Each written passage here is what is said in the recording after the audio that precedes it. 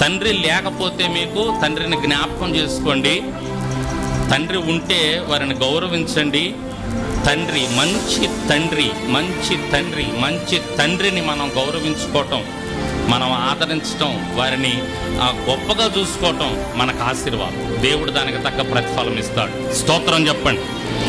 అలాగే ఈ లోకంలో తండ్రులు అలా చేస్తే మన పరమ తండ్రి మన కోసం ఎన్ని త్యాగాలు చేశాడు. ప్రాముఖ్యంగా సిలువ కార్యాన్ని గుర్తు చేసుకోండి. తండ్రులు లేని వారైతే మీ తండ్రులు చచ్చిపోతే ఆ తండ్రుల్ని అలా పెట్టి ఒక్కసారి పరమందు ఉన్నటువంటి తండ్రిని జ్ఞాపకం చేసుకోండి. యేసయ్యని జ్ఞాపకం చేసుకోండి. ఆయన ఎన్ని మేలులు చేశాడు మన కోసం. చివరికి తన్నులు తిన్నాడు మన కోసం, పిడిగుద్దులు గుద్దించుకున్నాడు. అని ఉమ్మి పోసారు ఆయన మొఖాన. నీ మీద నా మీద ఉయ్యాలైతే ఆయన ఊపించుకున్నాడు. ఇది చాలా మందికి తెలియట్లా.